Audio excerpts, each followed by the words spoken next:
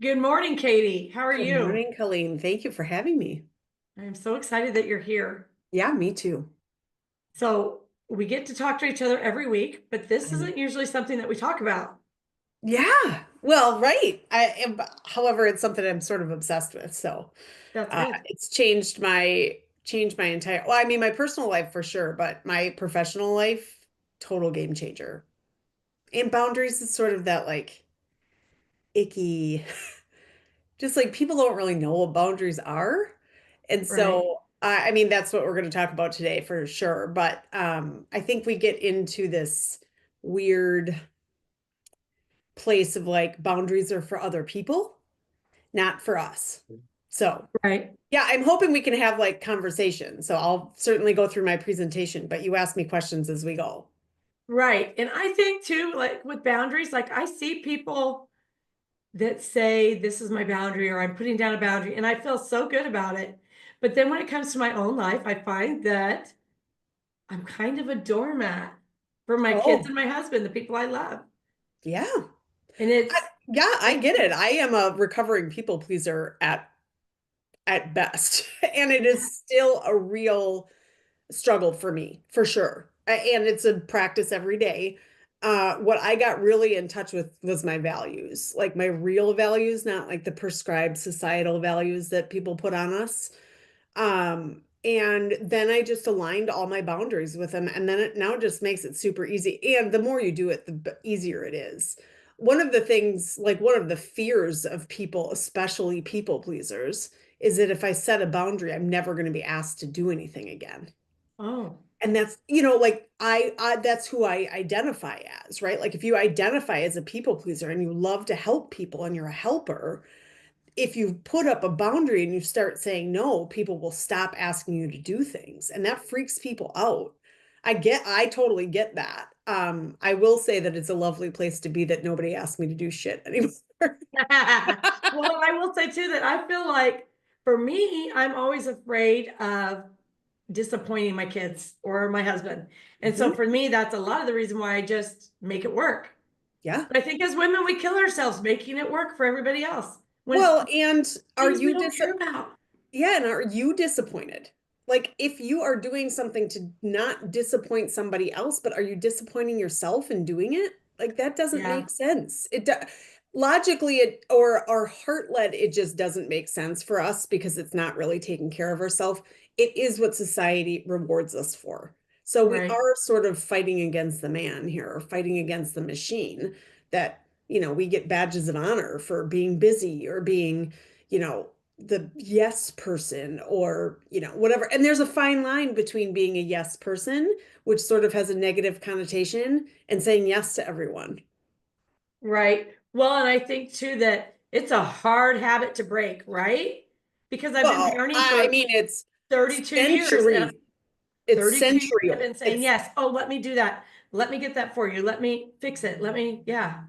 Yeah, it's centuries old. We're fighting against a centuries old, I mean, maybe millennia, of women especially. And then you put a layer of entrepreneurship on it, and you become a people pleaser at home. You've always been that. And then now you're a people pleaser in work. And all the freedom and flexibility that entrepreneurs promised you is out the window. Like, where is it? Right. And Yeah. I did kind of exercise my boundary setting because when I had my boutique, at first I was the only boutique in town. And so everything people wanted me to get, I got. And then I had to be like, hold on, we have 2,000 square foot. If it's not Yeah. top seller, we don't have room. And so I did have to learn to set some boundaries there. And that was good practice, but it was, really hard to Well, switch it and into my so personal many, I life. mean, there's so many boundaries for female entrepreneurs, right? Like we have boundaries at home, which are our personal lives. We have boundaries with our staff, if we have staff. We have boundaries with our time. We have boundaries with clients and customers. We have boundaries with energy. We have boundaries with our mental health, our vitality, our physical health. I mean, there are so many now there's only so many boundaries out there, right? But when we're talking about boundaries, you have to have them in different, like all these different pie pieces that make up the whole like wheel of life. Right. And we just, as business owners, we just have another layer. So So where many. do we start with this? Well, I mean, I certainly can like share my presentation, but I would really love to have a conversation as we go. So, Yeah, let's is do that good that. for you? That's perfect. Awesome. I Oh, think this will be I so can enlightening already to share. me. I'm sorry. I didn't realize I could share already. Here I am. All right. Let's see. What can you see on my screen? I can see your entire screen. So you need to go full screen on your Oh yeah, um, hold on one second. presentation. Oops, sorry. I think I can do a portion of my screen.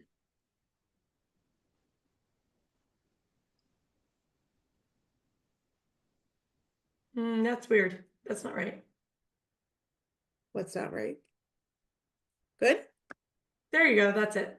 Yay. I Oops. can see your notes now. Yeah. Give me one second. Ta-da. Okay, so empowered entrepreneurship. I actually gave this speech last week to a um, to a group of people through the American Dream Bank, which if you're not familiar with the American Dream Bank, they are an amazing place out of Madison, Wisconsin, where I am. And they are really one of the it's by American Family, but they have a dream bank and it's like for the dreamers, which is sort of amazing. Like who does that? It's free. It's Right. like this amazing space, but they also do a bunch of seminars and that sort of thing. So we talked about the power of setting boundaries, which is absolutely what I'm going to talk about today. um, I'm a little bit of a truck driver mouth, so I'll try to keep my shit together, but if I swear, I'm so sorry. Okay, so boundaries, because we are sort of at this place of burnout, right? Like when we don't have our boundaries in place, we definitely have some burnout. So, just a little bit about me. I am a serial entrepreneur. We own a coffee shop, we own an ice cream and candy store that are both brick and mortars but separate. We have a specialty cut flower farm. My husband is an entrepreneur. We used to own a wine bar. We just sold that. This has all been in the last 5 years. So lots of lots of things going on all the time. So at one point, I had 5 businesses running and they were open from 6 a.m. until midnight every single day of the week. And I had just started out. So of course I had the mentality or the mindset of I can't afford to hire anybody. I can't I have to be everywhere at once. I not only can I not afford it, but I really just couldn't let go of the control of it. I really wanted to be the one that got all the credit for it, that like I was the badge of honor, that was I was busy all the time. I was getting rewarded for it all the time, right? Like, oh my God, I don't know how you have all this time to do all of these things. Right. Plus, But don't you feel like part of that too is because you feel responsible? Like, honestly, if it fails, it's on you too. For sure, right? Like also I didn't know what the hell I was doing, right? Like I just Right. opened these places and was like, well, we'll just cross our fingers and see what happens. But yes, there is I also had staff. I had like we had to keep the lights on. We had, I had 2 little kids, and but I also knew it was my calling. I knew that I was an entrepreneur. I loved everything about owning the business. I just didn't have any idea what boundaries were.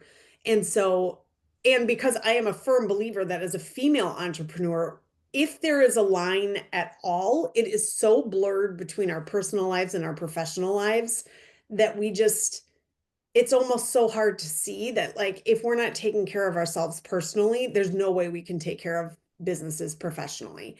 And I really, really learned that the hard way, and you will see here in a second. And you So, could have said that any better because I was overweight because I ate all my meals there. It didn't matter that I got up at 5:30 and went to the gym every day because I had to eat Mexican or order in because I was there all the time. yeah. My daughter had a foamy under the cash register where she took her naps.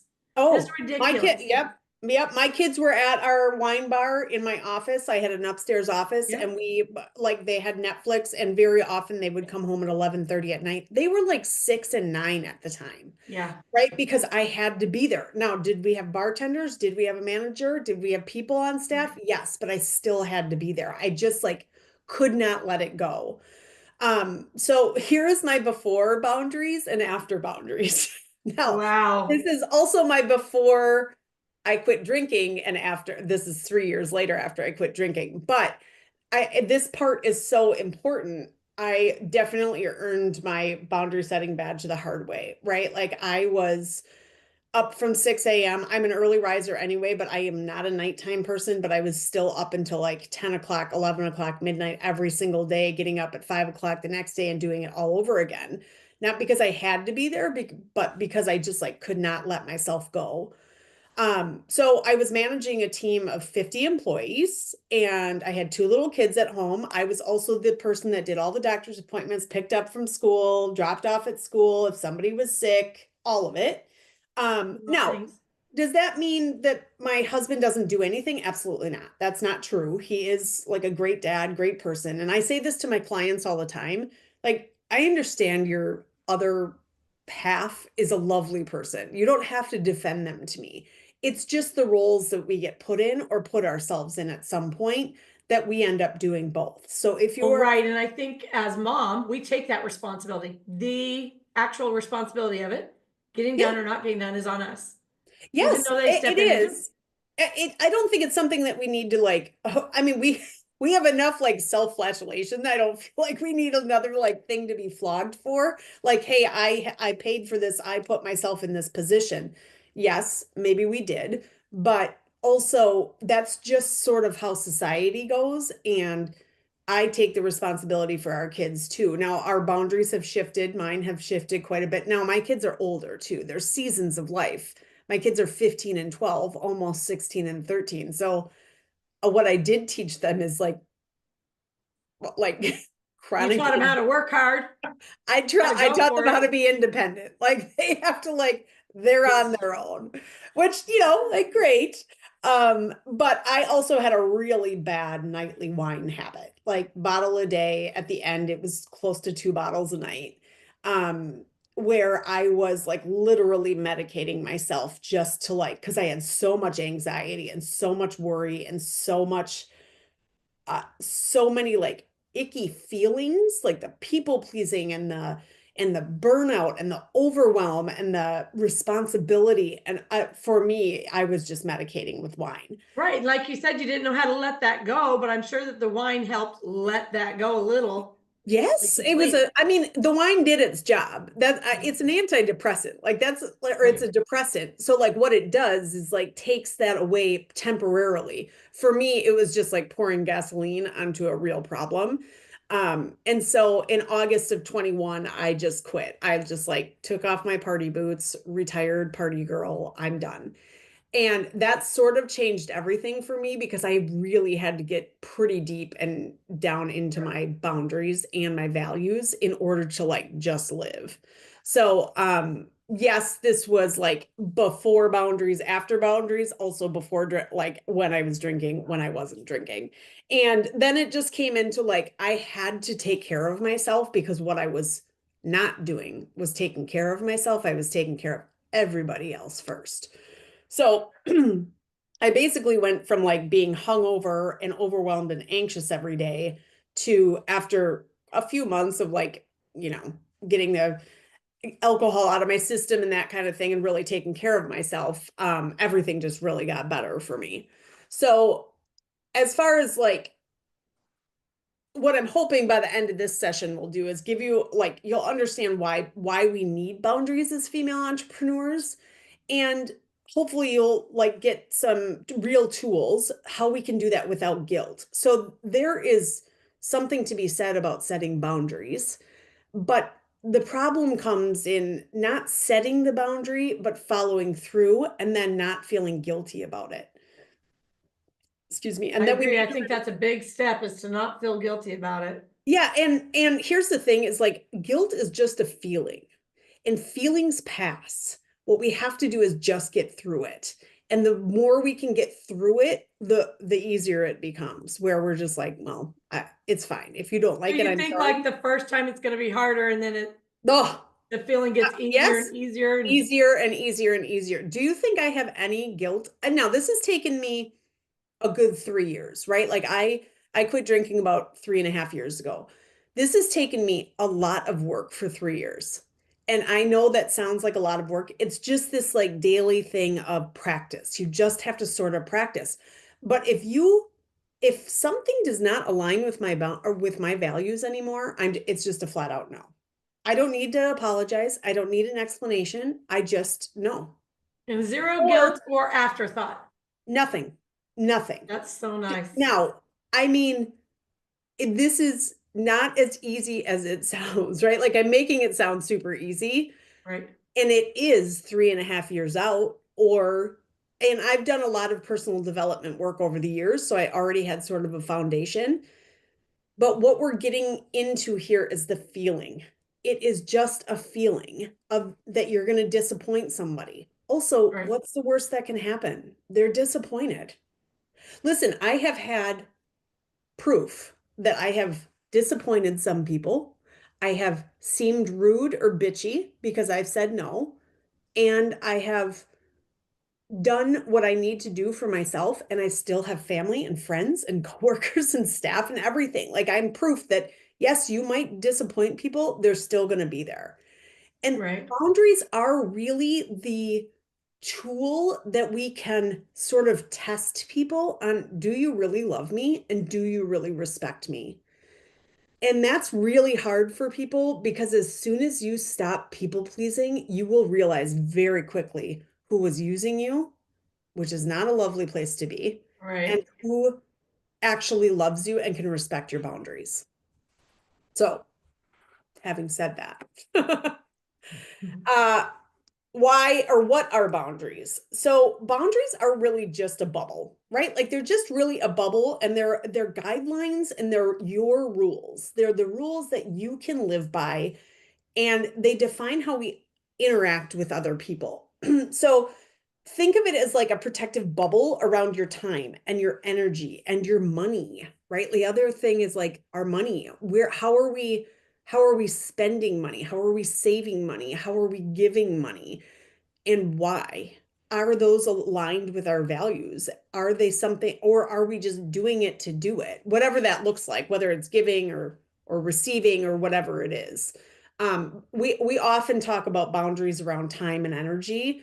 We kind of forget our budget, like our budget boundaries and what we're willing to spend money on. And really, when we're talking about boundaries, it's spending it, right? Like spending time. Time is finite. We only have so much. We don't know how much, but we only have so much. Money is infinite. Infinite. You can make, if you have an abundance mindset, there is no limit to how much money you can make. There is a limit to time. There's also a limit to your energy and how much energy you spend on something every single day, because that is also finite. You only have so much energy to spend. Now, we can build more energy by taking care of ourselves physically and spiritually and emotionally and mentally. We can build more energy, but there is a limit to how much we can spend every day. So boundaries is basically just protecting that. It's just like a nice little cute bubble that we're putting ourselves in that really protect our energy so then we can go out and be the best person and the best entrepreneur and the best parent and the best community member we possibly can. I So, love that perspective. yeah, me too. Well, I think my boundaries with actual money have been good since I got married because I married somebody very good with money and he had his boundaries and so we implemented those in our marriage. Mhm. So that's makes it much more seem much more doable to me to set boundaries because I've done that already with that.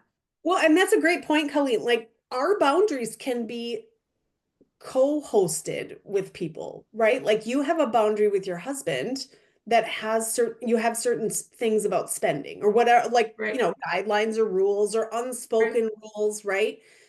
And those things can be co-hosted. You can co-host boundaries. Like this is not what we do as a family. This is what we do as a family.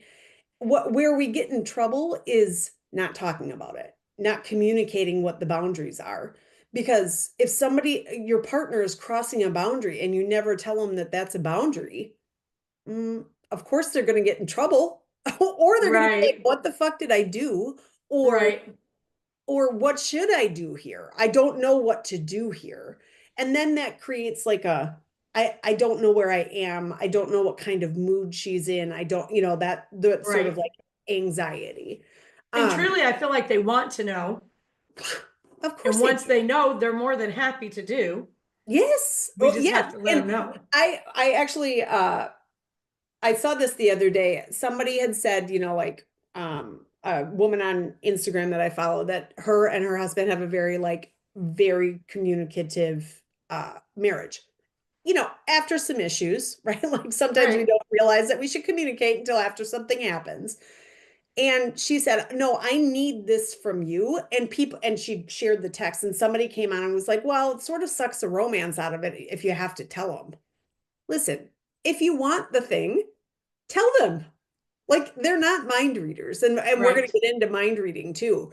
We just like don't know whose boundaries are where, and when we develop our own boundaries, then we can start to see other people's boundaries like unspoken, and we don't get hurt by it. We're just like, oh, well, that's a boundary. I think I'll find a different way. right, It's right. really not rocket Absolutely. science. So here's a couple of scenarios. So one scenario, one, your mom insists on giving you unsolicited advice about everything, or this could be a mother-in-law. A boundary might sound like, thank you for sharing, but I got this, or I'll let you know when I need help. Now, somebody out there right now is like, oh my God, my mother would die if I said that to them, right? I Right, get it. This doesn't have to be in this language. You can do it in your language. But this is just one of those scenarios that like you want to tell your mom something, but you just like, no, she will die. No, she will not die. She will not die. I promise you. If you tell her, like, thanks, Ma, I got it, she's not going to die. And we don't right, have to be like a bitch about it either, right? right, So another scenario, especially if you work from home, you are an entrepreneur, you have certain things to get done in certain time frames, and your partner doesn't respect that time. Like, I'm unavailable for the next 2 hours. Let's just chat after that. Or I'm in do not disturb mode, and I mean it. And I have a little resource for you at the end here of do not disturb. We're going to talk about that in a little bit, but I literally have a do not disturb sign that I hang on my office door, and it basically is a directions for it's guidelines for my staff, so they don't just like barge into my office and ask questions that they know the answer to. right, So a third scenario might be a client sends an email at 9 p.m. marked urgent. And I'm sure that if you're watching this has probably happened to you at some point, that somebody has marked an email as urgent, or I need an answer right this second. Like, no, you don't. Please do not fall into an urgency trap. I value our collaboration and want to ensure I'm giving your project my full attention. I'll review this during my business hours and get back to you tomorrow. You do not have to be working 24/7. Like, well, and you know what, Katie, absolutely. I find that people think because you're online and the internet is open 24/7, that you should be available 24/7. Yep. They do think that. And They guess what? do. It's just a thought. They Yeah. can And I think am that. so good at just turning my phone off and leaving it in the other room that And we're going to go into that in a little bit. And I'm going to give you some really good tips for that too. good, good. Um, so why boundaries are a must, right? Like we need to protect our time. We also need to protect our mental health and our physical health. And we want to avoid burnout so you don't end up looking like my before picture. So we want to do everything to help everyone. I get it. I have been there. I loved it. I was rewarded for it.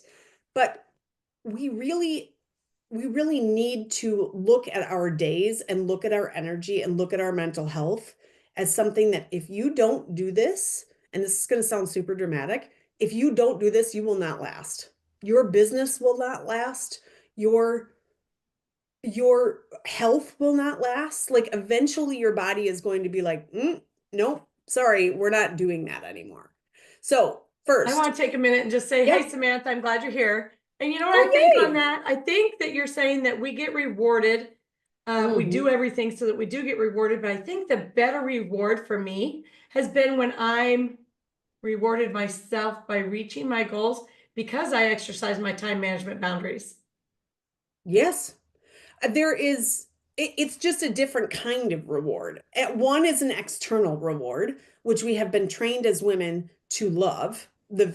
validation, the reward system of like, oh my God, I can't do what you're doing. That was my reward is like, how do you have time for this? How do you fit this all in? You're so efficient. You're like, my life looked like it was very efficient and very successful. And inside, I was totally dying and I was burned out and overwhelmed and anxious all the time. And then And there's the internal reward of, holy shit, I actually do have some time to myself. What am I going to do with all this time? And that can be a little bit scary too, because like when we are productive and we feel productive, we don't feel lazy. And, laziness has its own like circus party in our minds too, right? Like where, well, I'm lazy, I'm not being productive. But the production you're actually doing is not actually productive. It's just a time suck. So when we're talking about this, we're talking about like effective time management where we're juggling, multiple project and multiple commitments, especially as entrepreneurs. We end up being the bookkeeper and the janitor and the social media manager and the marketers and the networkers and the human resources director, like all of the things. But what we're really talking about is how can we prioritize what truly matters and what we're good at? Because that's where like our time management, the effective time management comes in. Like we want to spend all of our time in our zone of genius, whatever that is. If that is accounting, if it's coaching, if it's social media management, like if that's your business, fine. If you didn't go to school to be an accountant, then you shouldn't be doing your taxes. You should be outsourcing for your taxes. And when you outsource, you're talking about really getting into getting somebody that knows what they're doing. And so you can take that time that you would have been learning it or spending frustrated to then go make more money doing whatever you do best. So that is like really what we're talking about when we're talking about time management. Our mental health boundaries are really when we're guarding our mental space. So this is, this always gets some sort of like these are buzzwords, right? Like mental health, and everybody likes to roll their eyes at this. And I am guilty of this too, right? Like meditation and yoga and all these things that are like spirituality and all that shit. Like I rolled my eyes at this stuff for years. And so you're preaching to the choir if you're like, ugh, I know, but I just don't have time for this. Listen, in all of the things that I've discovered that have helped me be a successful female entrepreneur, it's all the shit I used to roll my eyes at. It's the walks around the block when I get frustrated. It's the meditation for 5 minutes at my desk. It's the walking on my treadmill underneath my desk. It's the, geez, maybe I should drink some more water. Like those things that you think aren't going to make a difference, all the shit I rolled my eyes at are the things that actually make the difference. And then, yeah, and they all work, actually physically work to create clarity in your brain, which we yeah. have as entrepreneurs. And we also hear all the time, like, I love to take care of other people. I get it. You can take care of other people, but who is taking care of you? And that's the magic question right there. Yes, who is taking care of you? Because if you are in a position where the only people you're taking care of are outside of you, and you are really not taking care of you. And I say this to people pleasers all the time. It's amazing if you're a people pleaser. I love it. I'm also a people pleaser. Who is pleasing you? Who's out? What people pleaser is out there for you? If you're pleasing your son, let's say, is your son turning around and pleasing you? Mm, No. right. So do they deserve it? I don't know. Like in a negative way, I don't necessarily think so. Um there's ways to do that where people are also pleasing you. Or how about we just please ourselves first? Then if there's some energy left over, we can please other people. That's cool. It's not like you can never do anything for anybody again if you have a boundary. These are flexible. They're yours. You make up the fucking rules. I'm not going to tell you what to do. I don't care what your boundaries are. That's the other thing is like I don't care. You do you and I'll do me and we'll all be happy.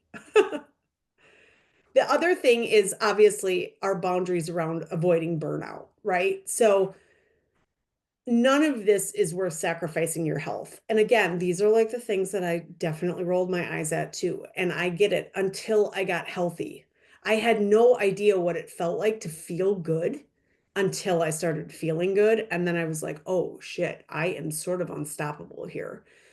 Because before all I was doing is like, I was constantly behind the eight ball and in this like horrible, vicious circle of I feel like shit about myself because I'm lazy and overwhelmed and anxious and burned out and then I drink more wine to like medicate it and then I wouldn't sleep and I wouldn't take care of myself and I'd eat like shit and then I just like did it over and over and over again.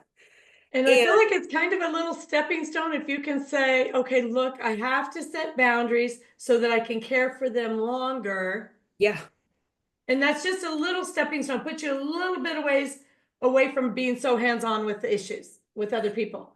And yeah. give you a little bit of space. And then the next spot can be more firm boundaries where it's no, you know. Again, this isn't an either or. This is an and, right? Like this is the Right. gray area. And I think a lot of successful entrepreneurs live in the black and white, and I am one of them. It has taken me a long time to get into the gray. It doesn't mean that you can never do anything for anyone ever again. If somebody asks you to get them a glass of milk, if you're like, fuck no, you get it yourself, I'm setting that boundary. I mean, be realistic. You can still get the milk. Like, it's still, it just means that we sort of pick and choose of It the, means like, I don't close my business to go pick my daughter up and take her to her friends. like, yes, or vice versa. You do. Like, you do. You choose. You get to choose. And I think about this all the time because my husband is in the trades. And if he comes up against somebody else's boundary, he is very upset. He's the disappointed guy, right? Like, how can you not want to make money? How can you not be on like I'm asking for this on a Saturday. Why can't they just do it? I like if they must not want to make money, that's not totally true. They might just not want to work for you on Saturday. And guess what? That person has that power to do that.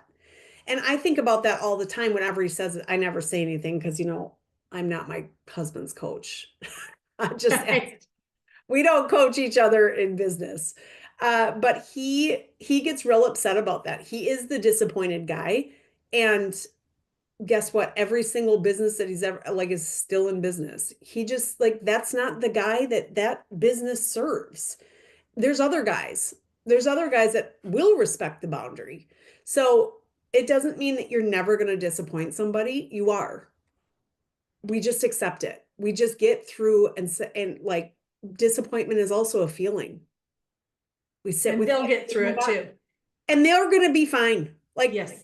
also it's not your responsibility if they're not fine. If they're not fine, it's not your responsibility. And they might figure it out without you, which is okay too. It's actually really good. It's great. And this sort of goes into like the guilt part of the people pleasing, right? Like if you're saying no, if you're saying maybe, if you're saying whatever the boundary is, if you're taking that time for yourself, listen, you can still be a kind and thoughtful and compassionate person. Setting boundaries does not like take away that personality trait of yours. It actually makes you available for the things that really light you up rather than like spreading yourself so thin that you're like actually nothing brings me joy because I'm trying to do 45 different things at once that don't really fill me up. Right. So most of us were raised that saying no makes us bad people. that it's bad to say no, especially women, right? Like this was not taught to our Right. male friends that if you are saying no, that you are a bad person. This is exclusively almost for us gals. That if you're telling people no, it makes you a bad person instead of it's just a behavior or it's just a boundary and it is actually about respect. And so, and this is sort of the interactive part. I'm not sure. I only see Samantha. Hi, Samantha. So are there, Jonah's here too. She's at work. okay. Yeah. So if there is, Samantha's in the airport, so amazing. So if you are listening and just take 1 second to think about a boundary that you would have loved to have set someday. Everybody can think of one, right? Like, uh, God, there's so many boundaries that I'm setting right now that I just don't even think about. But um, I'm trying to think if there's a boundary around, well, one of my boundaries right now is I don't let people into my office anymore. And it used to be that people would just like, and when I say people, I mean staff because my office is in the same building as my other businesses. And so people would just like come in and out of my business, like in and out. I'd be on a Zoom. I'd be like, I'd have a note on the door, like recording in process, whatever. Or I wouldn't put a note on the door and customers would just like barrel through my door. I was in the middle of a podcast interview the other day, and some guy just came into my office and was like, "Hey, I really love this fireplace." I was like, "Cool, like get out." But I had to send a text to my staff and say, "You guys cannot come through my office anymore. Like, if you need me, you need to text me first, and I will come out when I'm available. I can't have you coming in and out." Now, did that disappoint them? Probably. Was it super annoying that they had to use a different door? Yep. Is it my problem? Not really. Like, it's just a feeling. And so if you can think about a boundary where that person likely would have said no or been disappointed, think to yourself, like, really, what's the worst that could happen if they were disappointed? Just because they don't like your boundary does not mean they don't like you. There is a really big difference between not liking your behavior and not liking you as a person. Is this going to suck for some people? Yes. There is just like no way around that sort of breaking news. And we're going to I go think through it's really going to suck for the people that are using you. that. Yes.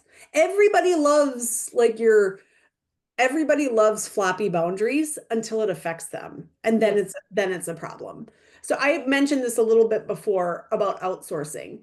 Um, and here are some like roadblocks people usually have about outsourcing as a female entrepreneur. I can't afford it.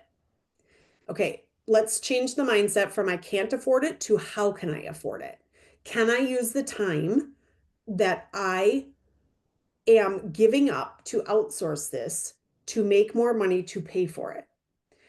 The other mind block is that outsourcing things, whether you're using a program or a person or a system of some sort, that person or program should be making you double. So if you're paying, let's say, somebody $20,000 a year to do your social media once a week, they should be bringing in $40,000. So they are not a liability, they are an asset. So anytime that you are thinking about outsourcing, think about what you're outsourcing and know that that it's not a liability, it's actually an asset. And I talk about Yolanda a lot for myself. So Yolanda does my laundry, me and my family's laundry. This isn't just this isn't just about freeing up time in your business. This is about freeing up time anywhere.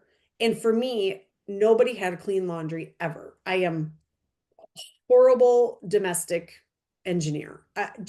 I'm not good at it. I am messy. I am a dreamer. I'm a visionary. Laundry is not my forte. And my cleaning lady, I had a cleaning lady that came and I would tell her to skip the laundry room all the time because it was never clean enough for her to clean. And she was like, "Hey, Katie, do you want somebody to do your laundry?" And I was like, "Oh my God, do people exist like that?" And she was like, "Yeah, I have somebody if you want it." And I was like, Sign me up." So Yolanda comes to my house once a week and she does all of our laundry. And if she, in between laundry loads, she also organizes our pantry and cleans our refrigerator and does all the dishes. She has freed up not only 3 hours, no, I'm sorry, 6 hours of my time every single week of doing laundry, but she has also like cleared the mental anguish I had of being like a failure as a mother and a wife. I don't feel bad about it. Everybody has clean laundry. Nobody's complaining that I didn't do it, which made me feel horrible as a person. Should I feel horrible? I don't know. It doesn't matter, but I do. The only person who's really disappointed in this whole in hiring a laundry person is my mother, who is 75 years old and thinks that I should be home every day cooking and cleaning for my family because that's what she did. She's the only Right. one disappointed. And I don't care. She's not really disappointed. Like she's like, "Oh, cool. If I would have been able to do that, I suppose she could have too." She's got a different opinion of it. I think it like makes her look like a failure because I didn't do laundry because she taught me to do laundry. But in the big scheme of things, what I'm talking about is outsourcing everything. Anything that you are not good at and anything that you are just don't want to do. Here's the other thing is we've been sold a bullshit bag of goods that you have to do things you don't want to do. That's just part of being a business owner. It's part of being a woman. It's part of being a human. No, it's not.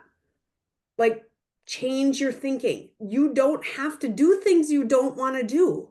I tell my daughter, who's 12 years old, all the time, I'm like, "Hey, I am not going to make you hug grandpa if you don't want to. If you don't want to hug grandpa, you don't have to hug grandpa. If it makes you feel in any way, I don't care what it is." And I mean, my grandpa or my dad is a lovely person. I'm not saying he's like creepy or anything, but you know how like all of our lives as daughters, we were told like, "Oh, you have to, kiss Uncle Jack on the cheek," or "Don't be rude, shake that person's hand." Like, no, if you don't want to do it, you don't have to do it. That seems a little bit dramatic, but there are certain things in life that we have been told we have to do, like laundry. No, we don't. That doesn't make us a successful person. We don't have to do things we're not good at or we don't want to do. So, certainly some of the things that you can outsource are inside your business, accounting, absolutely. If you're not an accountant, just have somebody do your taxes.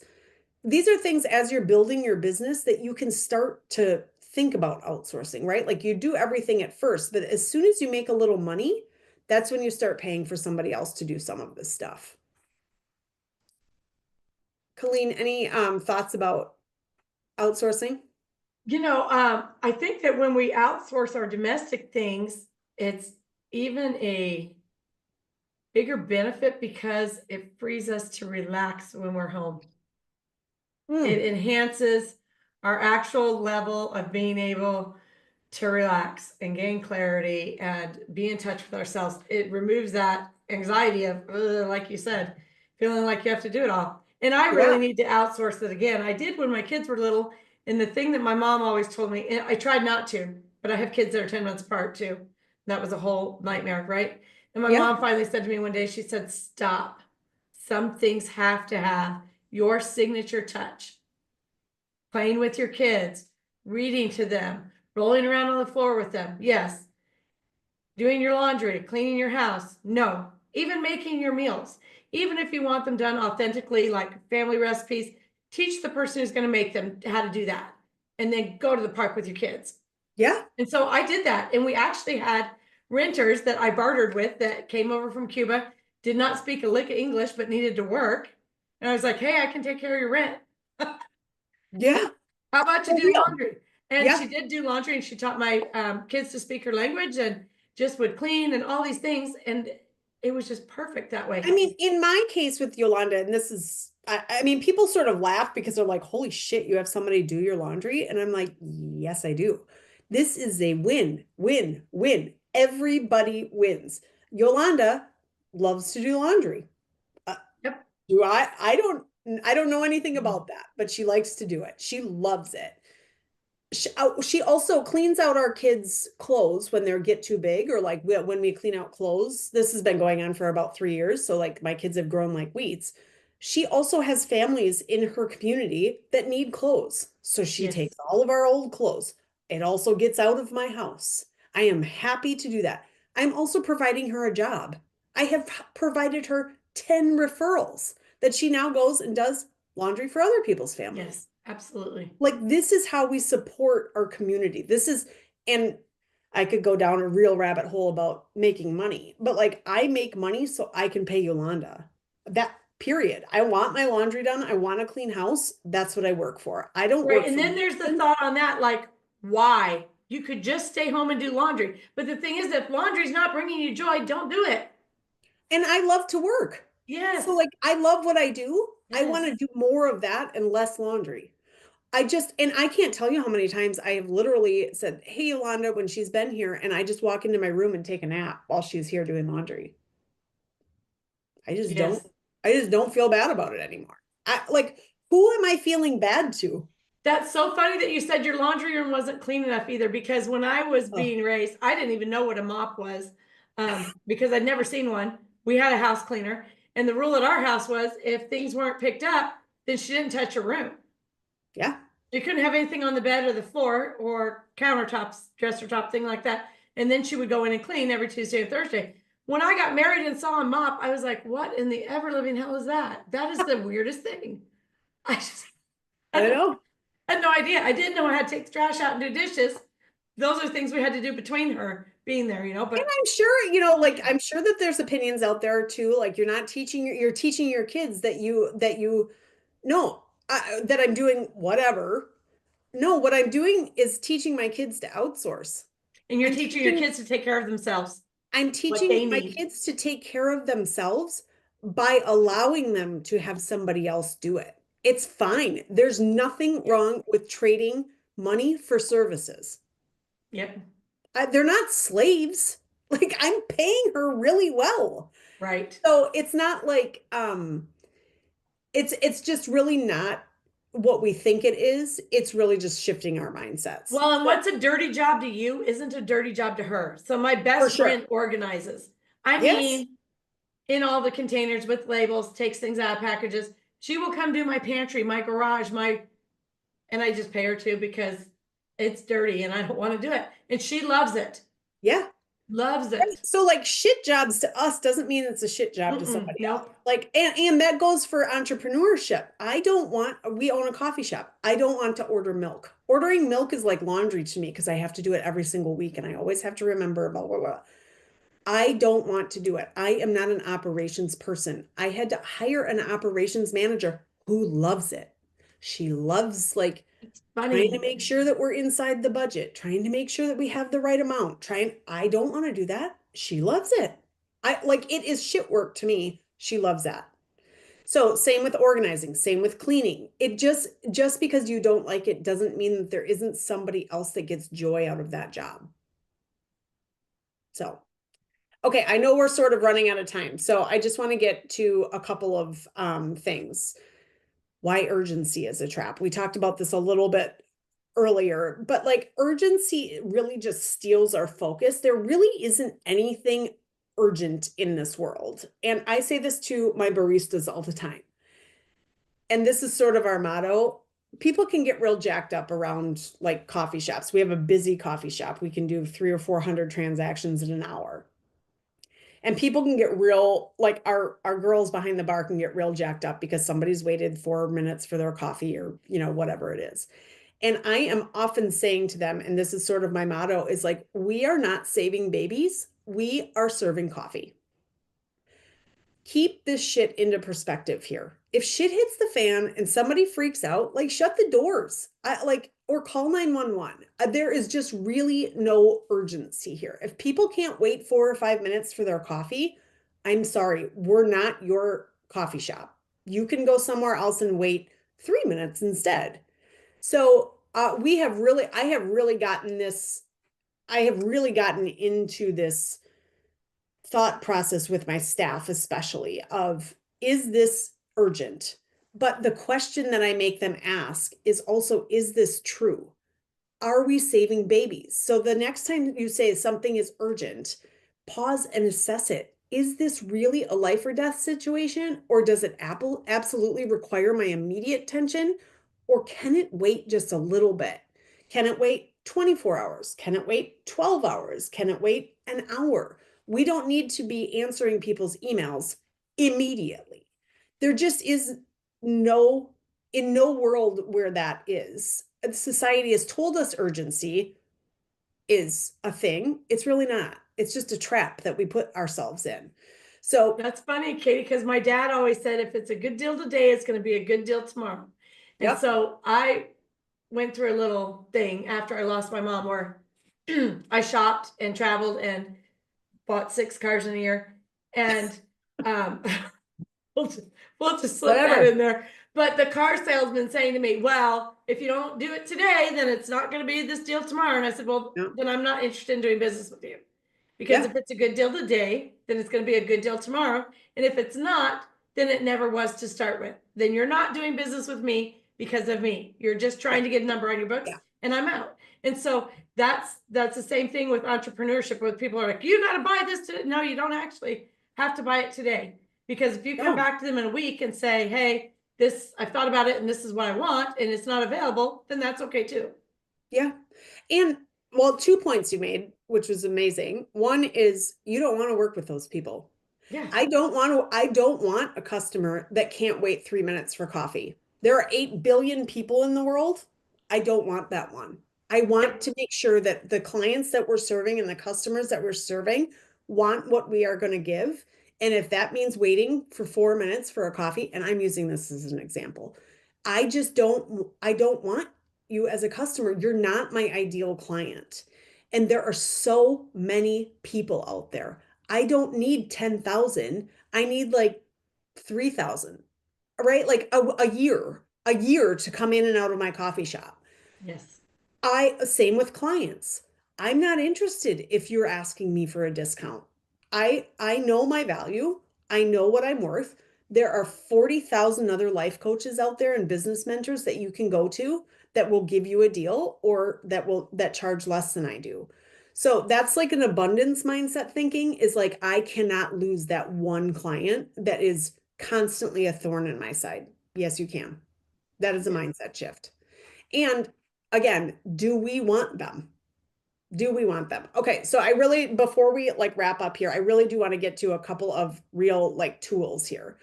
So one of the things we can talk about is email. An email, it depends on what kind of industry you're in, but our email inboxes get insane, right? So, and we can really become a slave to our inboxes. So one of them is like maybe you only check email twice a day. And that is something that maybe you check at 10 a.m. and 4 p.m. and you have an autoresponder on, and the autoresponder says something like, thank you for reaching out. I've received your message and want to let you know that I make sure to respond thoughtfully and carefully. Because of this, I may not always reply immediately, but I will get back to you as soon as I can. Give your email the attention it deserves. If your message is time sensitive, please feel free to call me. Who the fuck is going to call you? Nobody. Like nobody's actually picking up the phone. And if they do, they might actually need you. Fine. That's totally fine. But I only check emails this time and this time. The other thing is like turning off your notifications. You if you are like if I'm a coach, or if you are running a business that's not open certain times, you're a designer or whatever, nothing needs to be done after 6 p.m. before 6 a.m. the next morning. So if that is one of your boundaries, now it doesn't have to be one of your boundaries. Lots of times people are working all hours of the day. I am, because I take 12 to 3 off during the day. So I sometimes work really early in the morning or really late at night. And this was on Instagram actually. I stole this from somebody that posted this on Instagram. But some CEO has a well-being notice. Receiving this email outside of normal working hours, managing work and life responsibilities is unique for everyone. I've sent this at an email at a time that works for me. Please respond at a time that works for you. So Ooh, I love that. just because you get an email from your boss or a client or a customer or a staff member at 9 o'clock does not mean that they're expecting a response. Just because you got it then doesn't mean that they want you to respond then. You can wait to respond. And again, autoresponders are not the devil. You can just have an autoresponder that says, hey, that gets turned on every day at 6 o'clock. Like, hey, I don't answer emails after 6 p.m. Please call me if you need me. Again, do they need you? Like, who needs you after 6 or whatever day that is? This is also, we talked a little bit about this, like aligning with your ideal customers and clients. Who are you actually serving? And do you want the people that are waiting for you to respond to them immediately? Who are they? And do you want them? You And sometimes I'm have to wondering why fire. they don't have any more purpose in life than to sit and wait for a response. Well, right, because what they're doing is just perpetuating the anxiety, overwhelm, burnout. They Right. also need boundaries. Why are they doing that at 9 p.m.? Like this is if you're serving somebody else, why are they doing that at 9 p.m.? Why don't they have something joyful at 9 or in bed? Like, why are they taking care of themselves? Again, not your responsibility, but that's a boundary that you need to set within yourself. Like, Right. I don't work with people that do that. And you can set those boundaries right away when you're talking to clients. Listen, I don't work on Mondays. Mondays are my self-care day. And by saying that, you're also giving other people permission to do that. You're giving people permission to have self care days, to turn their phones off at 6 p.m. Like, oh shit, oh, she's Let's doing do that. that. Why, Yeah. why can't Well, I I've do seen that? also where it's a mix, Katie, and I love that too, where they're like, okay, these are my regular hours. These are when I get back to you, except when you're in the middle of a launch and I'm available 12 hours a day then. Yep. Yep. And then you feel important and you feel validated in the fact that they understand that something could really go wrong that needs an immediate fix. Well, and it sort of lets the person that you are responding to automatically off the hook. Like, have I been ghosted?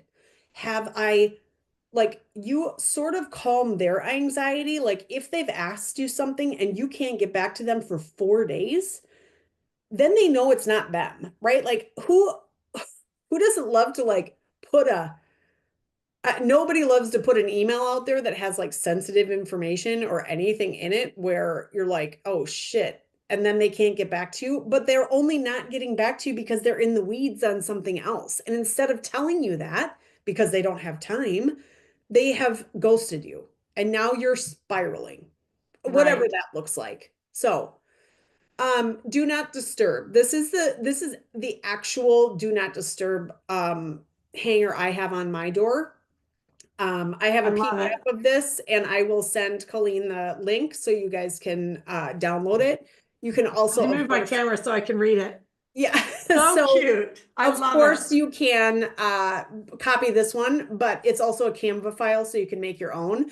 Oh, very good. But the please do not disturb should have three things on it. One is I am blank. Instead, do this unless this.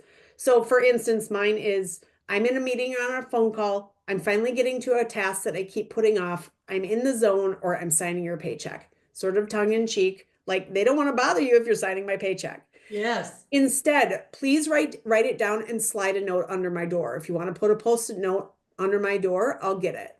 Also, ask a coworker for help.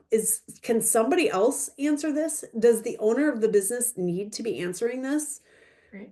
Text me your question because I have notifications on my computer. So text me your question. If I can get to it, I will. If I can't, you'll know why.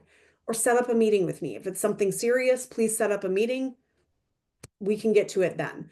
Now, unless there's an emergency, and mine is a little bit cheeky, but like, the building is on fire, you are on fire, I am on fire, you or a coworker are being verbally or physically abused by a customer, you or a coworker are verbally or physically abusing a customer. Life or limb, a singing telegram or publisher's clearinghouse, or other, please use your best judgment. So this is like, again, like sort of tongue in cheek, but it has allowed me to really just like put these things on my door. People, and we are in a coffee shop, so people love this. They think it's like a great conversation starter, but it also like gives people an idea of like my time is protected. It is off limits to you. I'm sorry if there's an emergency, of course I'm here for you, but also use some resources. You don't need me. Right. And so I've sort of taken myself out of that. So I imagine if you had this at home and you had small children, it could be like on the back, it could say places to look, right? Yes. Because they always want to know, where is this? Where is this? Where's Like, this? Where's look that? on the Yeah. shelf above my chair for the remote. Yeah. Behind the milk is where your juice box is. You know, like we Yeah. can. Yeah, well, we have a different rule about that at our house. I told my husband, who got so pissed at me when I said this. I said, "Listen, you need to look in 5 places before you ask me." And he was like, "I am not a child." And I was like, "Well, then quit fucking acting like one." That's I so funny because my husband will look for things and then he can't find them and he gets so upset because I just look and there it is and he's like, I know. I know. "Hmm, Yeah, I know. it happens." And then the last thing before we get out of here, sorry, Colleen, I tend to talk a lot. No, Um, you're good. the energy, right? So our airplane mode, we need to be on airplane mode. So do you know when you have your iPhone, or I don't know what an Android looks like, but iPhones, like you can, when your battery is low, you can swipe out of all your apps, right? Like swipe out Right. of all your apps and put it on airplane mode to save the battery life. That's sort of what we're talking about when we're talking about energy. We're trying to save the battery life so we can make that one important phone call when we get off the plane that says, you need to come and pick me up. I have 1% left on my phone. So Yes. it's a really great metaphor for like getting rid of all the shit that doesn't matter so we can save ourselves for the one thing that does. And those are what Love we're it. talking about when we're talking about energy boundaries. So protecting our energy really at all costs, saying yes to the wrong things, the things that really drain your energy and like the suck your soul. Those are the things that we need to start saying no to. Then we can start to introduce them back in and be like, okay, well, does this make sense? Yeah, I actually missed that. Yes or no? Like these are things that when we start getting rid of all those apps or all of those energy sucks, and some things suck more energy than others, right? Like a calculator doesn't on your phone doesn't suck as much as Facebook. Right. Same in life, right? Like Right. book or Absolutely. Instagram can suck a lot of energy. So, do we need to just clear out the big suckers for now and leave some of the little suckers? So, that's sort of a big thing out there. Um, I love this, Katie. You did so good. oh, thank you. I have a whole bunch, but I'm gonna give you, of course, I'll just stop sharing this for a sec. I will give you the links to, there's a do not disturb sign. I also have a free download right now that's your boundaries blueprint. It gives you some scripts of actual things that you can say in regards to certain situations. You get bonus points if they're snarky. So good. So good. Uh Yeah, I have some other things on my website and that kind of thing too. I'm happy to work with people one-on-one. I have a female founders collective that meets on Wednesdays at noon that's free, and we talk about this shit all the time. Let's link that in when I share this. Yeah. Okay, I'm going to quit recording right now. Are you done? Do you want me to put the link in the chat so people can just get it from there? Yes. Okay, give me 1 second.